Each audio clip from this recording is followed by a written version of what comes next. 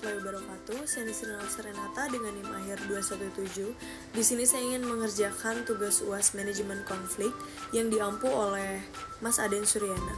Berita yang saya ambil dari Patriot Bekasi, ada ratusan buruh di Kabupaten Bekasi yang tergabung dalam Konfederasi Serikat Pekerja Indonesia atau KSPI dan berbagai serikat pekerja lainnya melakukan aksi unjuk rasa berupa menuntut kenaikan upah minimum sebesar 8-10% serta pencabutan UU Cipta Kerja. Aksi ini merupakan bagian dari gelombang protes yang berlangsung dari 24 hingga 31 Oktober 2024. Presiden KSPI sendiri, Said Iqbal, menyatakan bahwa aksi ini adalah peringatan bagi masyarakat. Jika tuntutan buruh tidak dipenuhi, KSPI akan melakukan mogok nasional pada 11-12 November 2024 dengan rencana melibatkan 5 juta buruh dari 15.000 perusahaan yang ada di Indonesia.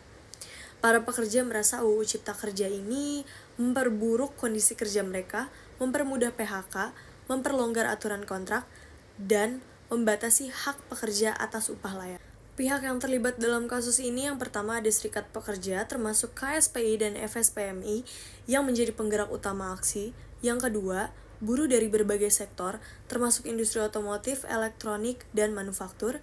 Yang ketiga, pemerintah khususnya Kementerian Ketenagakerjaan. Yang keempat, ada pengusaha yang merasakan beban operasional akibat tuntutan kenaikan upah. Di sini saya berperan sebagai mediator dan saya ingin menjelaskan strategi mediasi apa yang akan saya lakukan. Pertama, tahap persiapan. Mengidentifikasi pokok-pokok masalah melalui wawancara dengan perwakilan buruh dan pemerintah, lalu mengatur pertemuan dengan agenda yang disepakati kedua belah pihak. Selanjutnya, terdapat tahap proses. Yang pertama, fasilitasi diskusi terbuka, memberikan kesempatan setiap pihak untuk menyampaikan pandangan dan kekhawatiran masing-masing. Lalu, eksplorasi alternatif solusi, mengusulkan opsi seperti kenaikan upah bertahap atau pemberian tunjangan tambahan sementara meninjau kembali UU Cipta Kerja. Lalu, mediatori empati, membantu kedua belah pihak untuk memahami sudut pandang masing-masing. Misalnya kebutuhan pekerja akan upah layak versus tantangan yang dihadapi oleh pengusaha. Yang ketiga, tahap kesepakatan.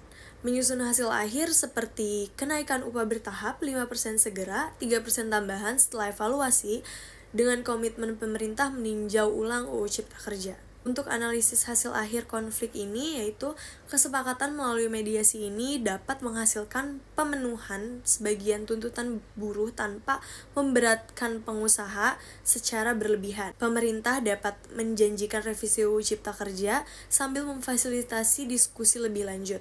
Langkah ini dapat meredam aksi lanjutan dan meminimalkan potensi mogok kerja besar-besaran. Untuk rujukan teoritis dari kasus ini, pertama ada model Thomas Kilmann, yaitu pendekatan kolaborasi mengutamakan win-win solution bagi pihak yang berkonflik. Yang kedua, tahap mediasi oleh Moore tahun 1986, yaitu identifikasi, fasilitasi diskusi, dan kesepakatan solusi. Yang ketiga, teori negosiasi Visser and Urey 1981, menekankan fokus pada kepentingan atau interest, bukan positions dalam resolusi konflik. Cukup sekian dari saya, kurang lebihnya mohon maaf. Wabillahi taufiq walhidayah. Wassalamualaikum warahmatullahi wabarakatuh.